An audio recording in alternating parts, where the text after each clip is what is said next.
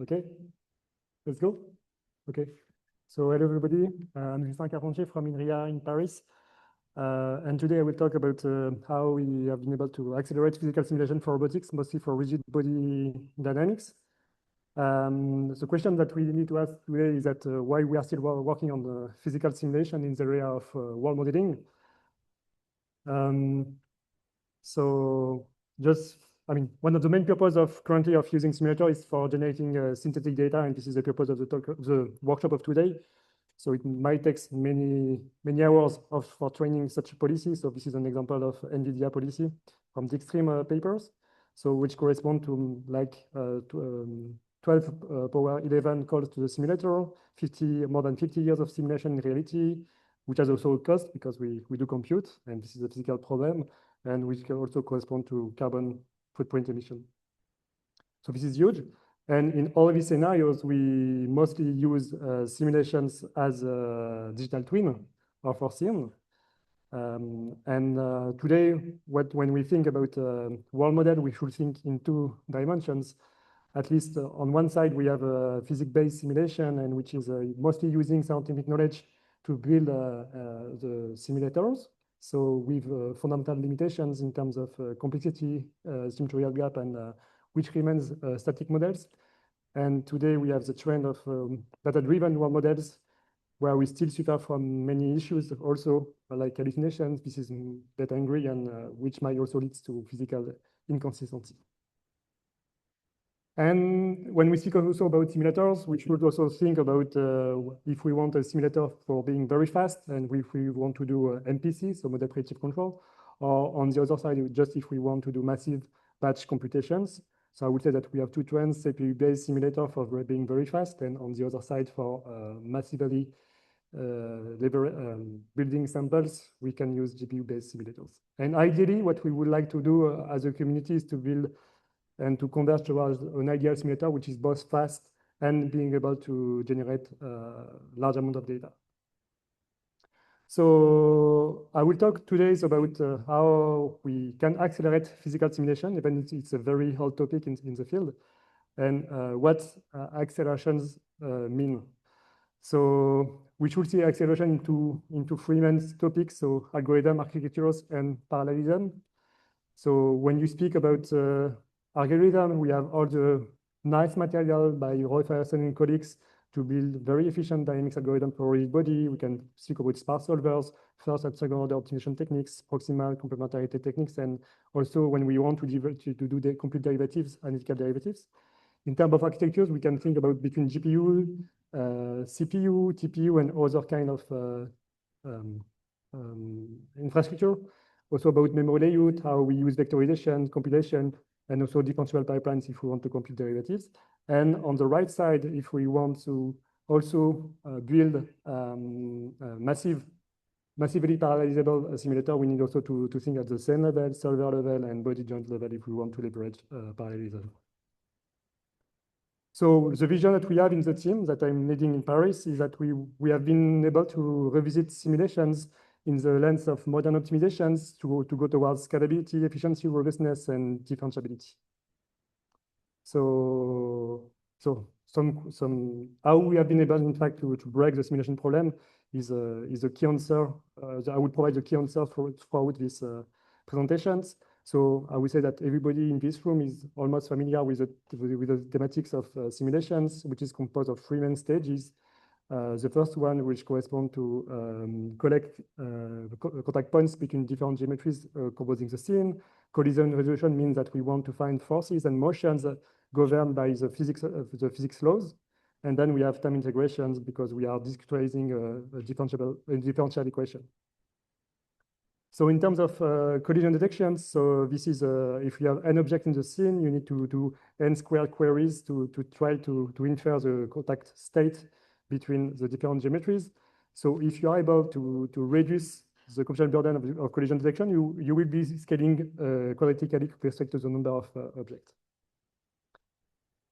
I would say that the most effective way to compute collisions for rigid body system is a so-called Gilbert-Justin-Tirti algorithm based in the 80s. The idea of collision detection is to find the closest contact point, so what we call the witness point between two geometries, which are the closest point between the two ones. Often we assume that the objects are convex. If they are not convex, we can always do convex decompositions. And then the JDK beautiful idea is to work with the Minkowski difference between the two geometries, which is an intractable form, but in this space, you are aiming to solve what we call a minimum point problem. So this is the three main authors of the JDK for JPR, Johnson, and Kirti. So in fact, what we have been able to show is that JDK, even if it has been found in the lens of computational geometry, in fact, it's an optimization problem called Frank-Wolf settings, which is very popular in machine learning. And so the idea of Frank-Wolf algorithm is if you want to minimize these distance functions, you just compute the support point, S of k corresponding to the gradient of the function that you want to minimize, starting from a given initial estimate. Then you do an interpolation between the current estimate and the support point. And then you repeat and you converge towards the optimal solution. This is a beautiful framework based in the 50s. And in fact, JDK is nothing more than a JDK is nothing more than a Frank-Wolf algorithm.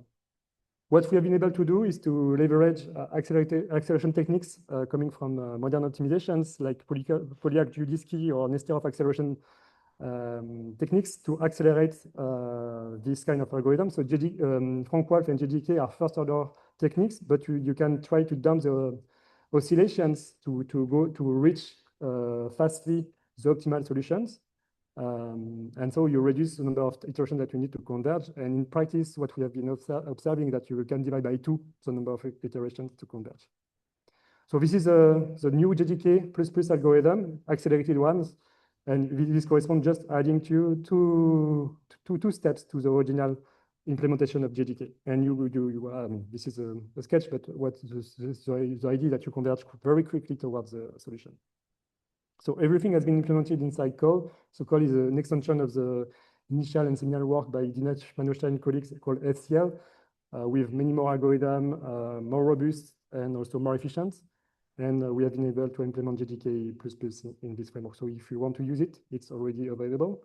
And the very nice thing is that the approach is that we have been able to, JDK is a Frank-Wolf optimization techniques. You can accelerate it via Nesterov Polyakh optimization schemes. In fact, if you have already implemented JDK, you just need to change 2 lines of your code. So this is a very nice beauty of optimization, that you just need minor change to get very large accelerations. So now I will talk about collision resolution, which is another very fundamental problem of simulation. So what are the 3 principles governing that? Oh, sorry for that. So the 3 principles that govern contact simulations, first is the so-called signorini conditions that say that normal forces and normal velocities should be both positives, and they should be complementary. So it means that you cannot be both non-positive for the strictly positive for at the same time for the 2 components. You have also the notion of friction cone, so Coulomb friction constraints that says that the tangential forces are bounded by the normal forces with respect to the friction coefficient here. And then you have another principle called the maximum dissipation principle by Jean-Jacques Moreau, which says that when you start to saturate your friction cone, you start to slide on the ground and you start to dissipate energy. So in fact, what you can show is that contact simulation is nothing more than what we call a nonlinear complementarity problem. So nonlinear because we have nonlinear terms here. It's not only a conic program, it's a nonlinear conic program. And we have a strict relation between lambda, a strict coupling between lambda and sigma for this de Lassieux term. And here, gamma mu is a so-called what we call deux accès terms. If you remove it, you will be attaining what we call a cone complementarity constraints, which is easier to solve in general, but you will in fact not dissipate tangentially the kinetic energy. So if you want to have a nice overview of all these settings, I encourage you to read this paper that we did with my former PhD student Quentin Levidex, about revisiting and analyzing all the main techniques used in robotics for simulations in terms of contact formulation and contact modeling. So the key observation from this paper is that most of the modern simulators that we have in robotics, mostly for rigid contact, tend to simplify or relax physics at the price of physical consistency and accuracy. So this is very important to notice because it's some features that your learning algorithm like RL can exploit as a failure mode to try to solve the problem.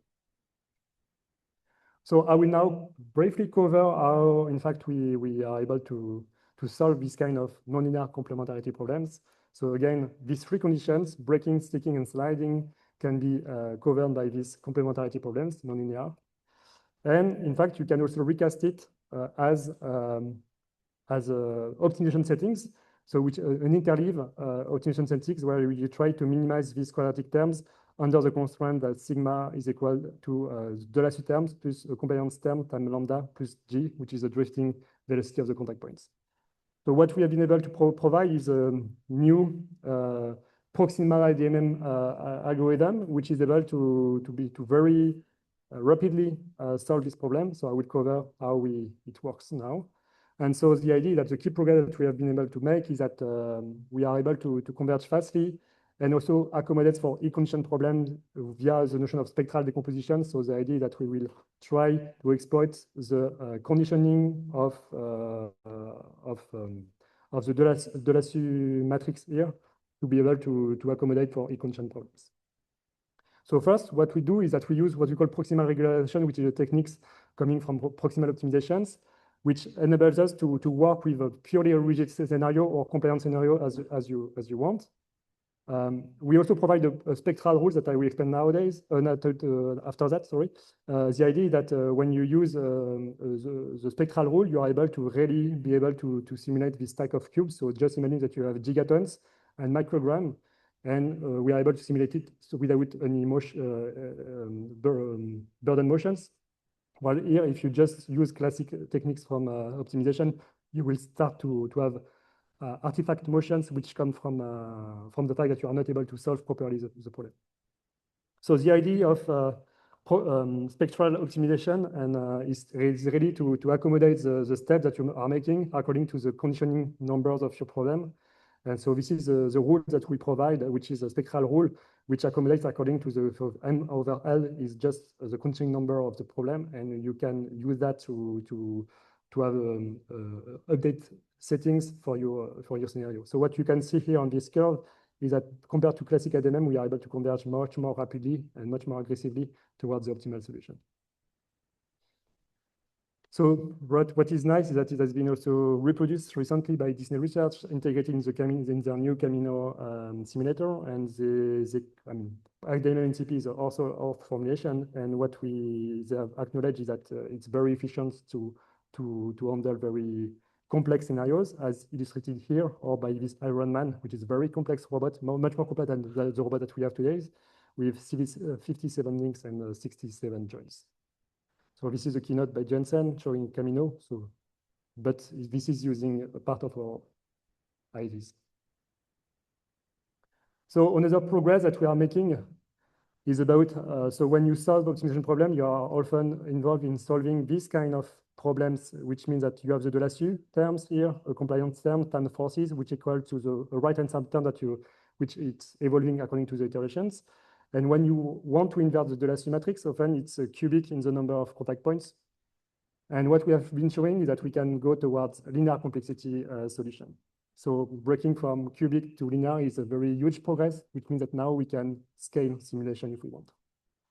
So how it works, in fact, it's really properly exploiting the sparsity structure of kinetic tree and contacts. So the idea that we want to solve this kind of problems, if you look at this term, this is the Delassue matrix, mass matrix inverse times the Jacobian of the contact point, plus R, which can be a compliance or a proximal regularizations. And what you can show is that this inverse can be just, you can use the Charman, Morrison, Woodbury formula to have an identical inverse. It exists only if this matrix is invertible, so it means that R should be non-zero.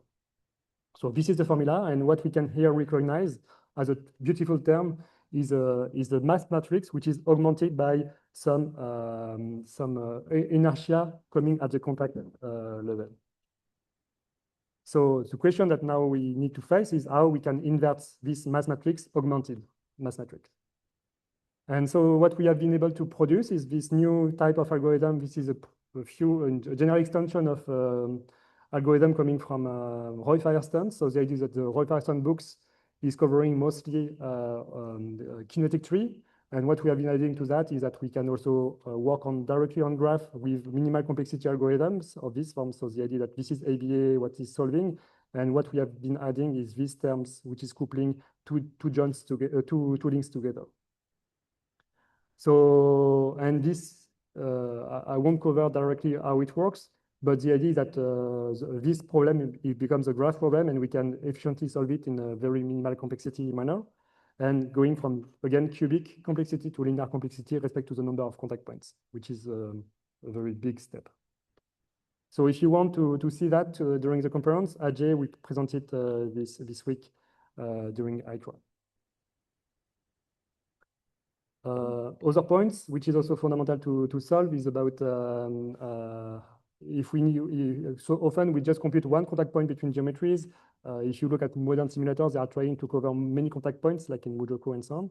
And we can go towards the notion of contact patches. So contact patches is very helpful if you want to accommodate for contact surfaces and not contact point. What we have been able to show is that we can extend the notion of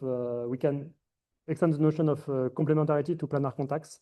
So the idea that normally when you have a classic point formulations, you have a complementarity problem between normal forces and normal velocities at the point contact level. In fact, you can work with distribution over surfaces. Now, what you have is that you have a normal force distribution over your contact patch here, the P formulation here, and sigma, which is the velocity of the contact point for any point of the surface. It is a very generic setting. And what we have shown is that there is you can highlight a new complementarity conditions which couple tangential moments and normal forces to object tangential velocity and normal velocities. And that extends the notion of moment points, zero moment points conditions that if you look at how formerly human robots were working, they were mostly using zero moment point condition on the zero moment point of the contact branch to stabilize the motion of the robot. So now we have an extension of that for surface, and which is very useful to exploit with modern optimizations. So the idea that this formulation can be plugged into classic NCP solvers at the price of specific projections. If you want to see this work and to have more details on this work, so it will be presented this week on Thursday by Yann and Louis. I will try now to cover a bit the notion of differentiable simulation. So differentiable simulation can be a very nice tool if we want to accelerate many algorithms from classic trajectory optimizations to reinforcement learning. The idea that we want to compute gradients for the whole pipeline of simulations. So we want to compute, in fact, the variation of contact forces and the contact velocities according to all the parameters of problems. And the specific progress of that is that it helps to have automatic reasoning about contact creation, breaking via non-convex and non-smooth optimization. So the problem of contact dynamics is non-smooth. What it means is that if you want to launch a rocket, you just put if you don't put control input, you don't move. If you put a small control input, you don't move, but you are just changing your reaction forces. But you need to compensate for gravity if you want to start moving, and this means that it's zero, and then you start to move upward. So it's non-smooth, and so classic smooth optimization methods are likely to fail with these settings. So the idea is that we can use what we call randomized smoothing, which is a way to compute smooth gradient out of non-smooth functions. So for instance, a non-smooth function is a support functions like over a convex set. And the idea of randomized smoothing is that you have to your inputs data, you have some random noise like a Gaussian distributions. And your solution will be mapped to different edges of your convex set. And if you average this solution, you will get an average. If you average your solution, you will get an average positioning. And from that, you can get a smooth gradient formulations, which have non gradient almost everywhere. So which is very, very useful for continuous optimization. And this is exactly what we have been using for solving collision detection problem. For instance, we have been able to use for differentiating through collisions. So the idea is that you want to differentiate the problem that I presented before. You want to connect to understand the variation of contact points and normals according to the relative position between the two geometries. And you need to consider many cases like very smooth shapes or non-smooth shapes. And so either you can have uniqueness or weakness point, or you can have jumping between points, or the notion of uniformity curvature. And so for that, you need to properly use the implicit function theorem to compute this variation according to the optimality conditions of the collision detection problem. I won't cover it into details, but the idea that we have proposed two different estimator. One estimator is just you run JGK for n times, and you average the solution, and you get a smooth gradient information. But it's a zero order gradient information, so very noisy. Or you can just exploit, if you have a mesh, you can exploit the fact that you have a local curvature of the mesh according to the neighbors of your solutions, and you can use Gumbel distributions to get an average formulation of that. And this is very smooth, very efficient to compute. Which correspond to a softmax approximations. And in fact, it's you can get a gradient information in very few times, so a few microseconds, even for very large meshes. So collision resolutions, so it's again the idea that we parameterize our problem with theta. So theta being parameters like friction parameters, mass parameters, and so on. And you can also differentiate the NCP problem that we have encountered before. So now we want to compute lambda and sigma as the solutions, and you want to find the variation of these two quantities respect to theta. And you can solve, in fact, a least square problem using implicit function theorem again, and to compute some gradient formations. So you need to be very careful because you need to handle the three different modes: breaking, sticking, and sliding. The most awkward one will be sliding because you have a coupling, which is a bit between sigma and lambda. But if you properly take into account this coupling, you can get these derivatives, and it's very cheap to compute in some sense.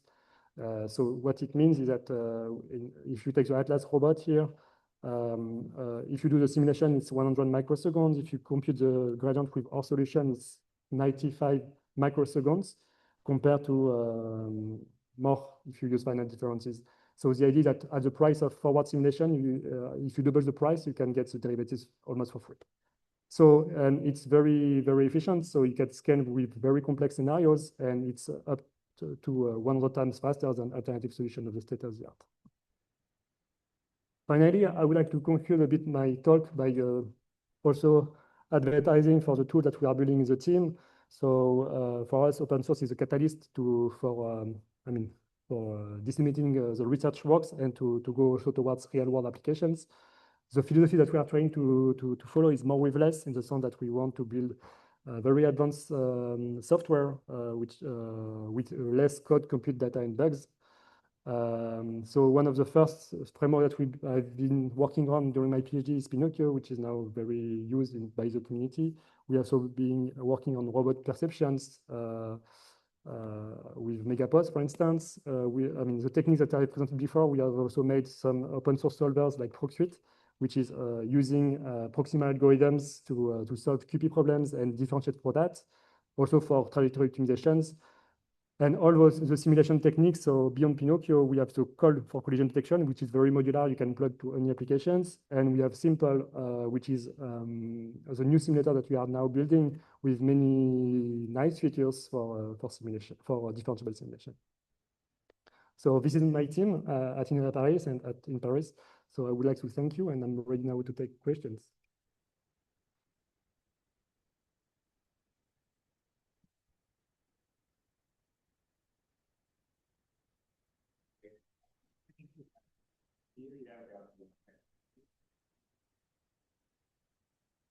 Actually, we have quick questions. So Recently many people also talking about the universal simulators because they want to predict maybe, let's say you have maybe 10,000 cubes or billions cubes, it's kind of maybe neural simulator a better scalability to GPU things. What do you think of neural simulator compared to? You mentioned neural simulator? Neural. Okay. So from data driven. So I don't have any good answer for that. I would say that, I mean, again, when you do just machine learning and pure data-driven solutions, you can have hallucination. And if you are not in distribution, you are out of distribution. And if you are out of distribution, it's where things are becoming dangerous, I would say. So I would say that it's always good to still have physics-based simulator. I mean, with coming from scientific knowledge, to be able also to assess and to certify this kind of new simulator. But of course, if we can scale, I would say that this is very nice. What I've shown during this presentation is that we can even scale as a physics-based simulations by just properly exploiting the sparsity of the problem, and which was not done before, I would say. And you need to just to create this new algorithm type of techniques to properly scale. Yeah. So maybe, yeah. If I understand correctly, the algorithm for simulation, for simulation environment, and the results are reflected in the simulation environment. I just wonder if the results or the algorithm perfectly well for real world physical robotics. So beyond pure simulations, so you mean? Yeah. So I mean something which is very interesting, but nobody talks is about the fact that we have artifacts in simulation. So okay, I will just stay here. So if most of the simulators today are not considering this term, which calls the Dessaxay correction, which transforms the complementary problem into a non-linear ones. This term allows you to dissipate on the tangential surface. Otherwise, what other solvers or formulation does is that they have a complementarity formulations, but they authorize your cube to also fly. You can, so it means that you have inconsistency at the physical level, because people tend to simplify the problem by having something which is conic and convex. So I would say that if you work nowadays, what we are able to observe in the team is that we're working with this formulation help us to reduce the amount of data that you need to collect, for instance, to learn a control policy, for instance. So I would say that with a better simulator, you are able to better transfer towards reality because you are much more appropriately modeling the physics. Is it? Last question. One of the reasons, from what I understand, of why we're using simplification and model 3 for RL is that it's super quick and easy to get data and for a lot of domain randomization, and you ignore the inconsistencies. Do you plan to work on model-based RL or a problem that's particularly adapted to highlighting these inconsistencies? Like, what's next for you to leverage what you've shown here? Yeah, so I totally agree with your observation that today it's very easy to generate batch of data and just use them as a pure machine learning problem. So today, if we want to better learn, at least to lower this computational burden, we need to at least to properly exploit problem structure. And this is, I mean, model-based RL, for instance, should do that. I think this is one major direction that we should take if we want to scale. Currently, what we can see is that when people are doing humanoid imitations of humans, you need billions of samples to learn something which is working on your robot, which is totally crazy. I think we can really lower this total amount of data if we work with better simulation or we better exploit the model that we are injecting. The perfect showcase problem find local manipulation. Or even already just doing better locomotion motions without, I mean, what you can see is that many samples that you collect are not useful information for your problem. So just try to not generate useless information. Yeah. Thank you.